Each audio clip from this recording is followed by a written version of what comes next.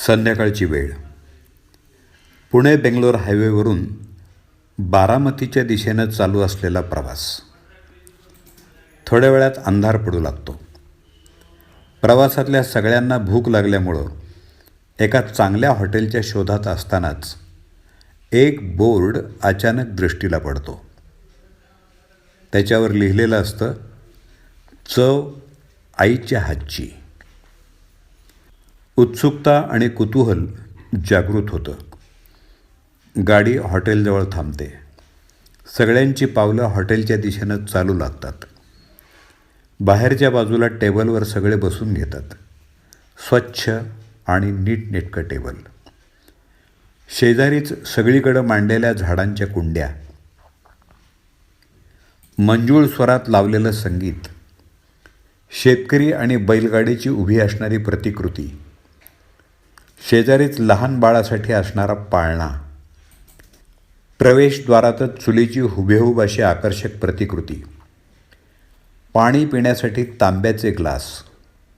सगळं कसं पारंपरिक, महाराष्ट्रातली संस्कृती जतन करणारं. मन शांत करणारं ते वातावरण. अगदी थोड्याच वेळात गणवेशातला एक वेटर घेऊन येतो गूळ आणि शेंगदाण्याच्या 2 वाट्या. जेवणाची ऑर्डर न देताच.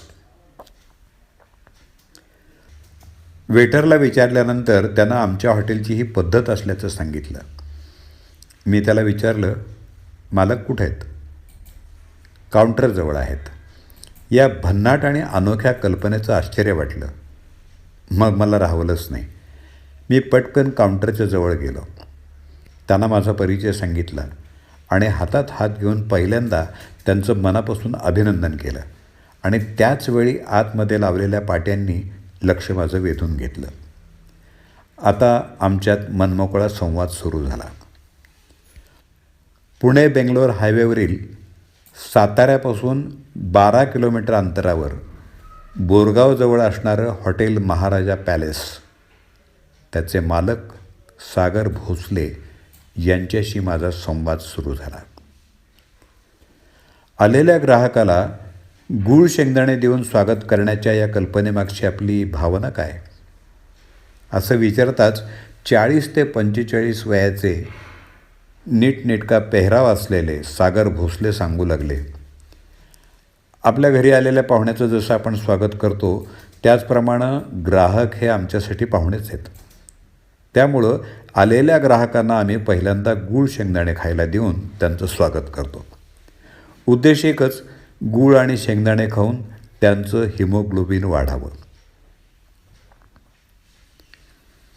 एका पाटीवर लिहिलं होतं, ताटात अन्न शिल्लक न ठेवल्यास 20 रुपये डिस्काउंट मिळेल.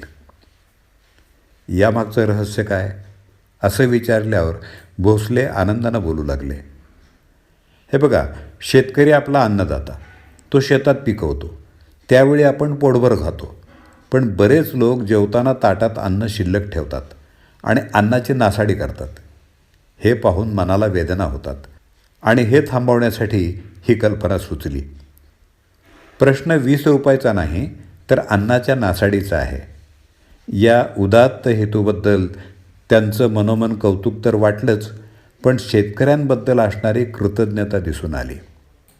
अजून एक पाटी होती, सैनिकांना जेवणात 20% डिस्काउंट आणि सैनिकांच्या पोशाखात आल्यास 100% डिस्काउंट. ही पाटी लावण्यामागची आपली भूमिका काय, असा प्रश्न विचारल्यावर त्यांच्या चेहऱ्यावर एक विलक्षण उत्साह आणि एक वेगळीच चमक पाहायला मिळाली. सागर भोसले सांगू लागले, आमचं कुटुंब हे सैनिकांचं आहे. आमच्या घरातल्या अनेक व्यक्ती सैन्यात आहेत. सैनिक जीवाची बाजी लावून आपल्या देशाचं रक्षण करतात. मातृभूमीच्या रक्षणासाठी रक्त सांडतात. त्यांच्या ऋणातून उतराई होण्यासाठी हा माझा छोटासा प्रयत्न आहे. केवढा विशाल दृष्टिकोन आणि मनाचा उदारपणा. अशाच गप्पांची मैफल रंगलेली असताना पुढच्या प्रश्नाला मी हात घातला आणि विचारलं, सगळे पैशाच्या मागं लागलेले असताना येथे गरजू आणि दिव्यांगांना मोफत जेवण दिले जाते. ही पाटी लावताना मनात कोणता विचार केला होता? तेव्हा सागर म्हणाले, गरजू आणि दिव्यांगांना मोफत जेवण दिल्यामुळं एक प्रकारची ईश्वर सेवाच घडते.